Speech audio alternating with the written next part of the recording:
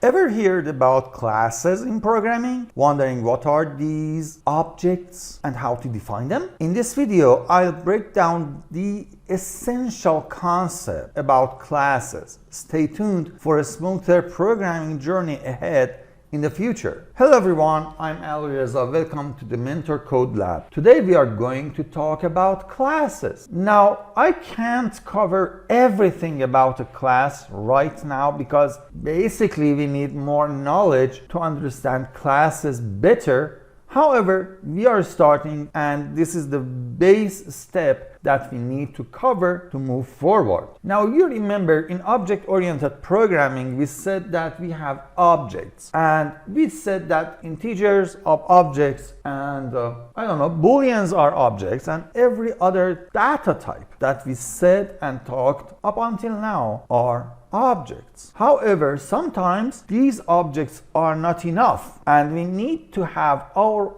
own definition for an object. For example, let's say that you are developing an address book application, and for this address book application you need to keep track of different people time and time again. So you will define an object calling it person, and you will put some different base types of objects inside here. For example, name as a string, address as a string, a phone number. Now I would maybe use a string here, maybe use a long, depending on one condition. If the phone number is starting from 0, for example, you have a country code that starts with 0 and you want to have it, then yes, it should be a string, because if you define it as a long, it will drop that 0 and other stuff. When you define this person like this, now you have a new object that you can use time and time in your code and assign values to different sections of this new object. This is where classes can be handy. Of course, we have another type and I'm not covering it right now, and that's a struct as a structure. Now struct is different than compared to classes. I will not cover structs right now because we need more knowledge before we talk about it. Just keep that in mind. You can define the person, as we are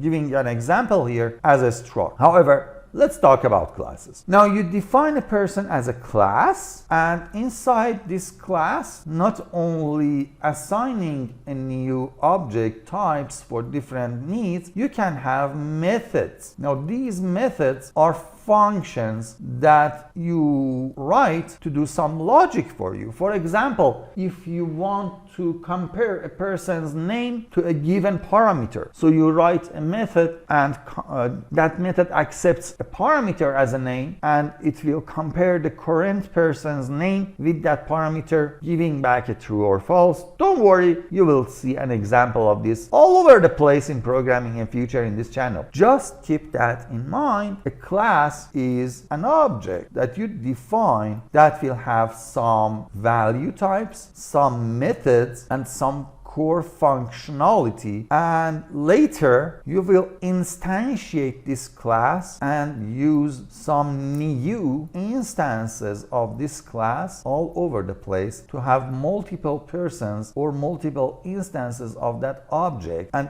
each one of these objects will have all these predefined values and the functional. So that's the usage of class, a piece of code you write to create your own object with some values, with some functionalities, so that you can instantiate them later and have multiple copies with different data but same core fundamental functionality. That is the class. In future, you will see that classes are way more complex and fun than just this simple explanation. But as I said, we had to start somewhere, and this small video was a good starting point.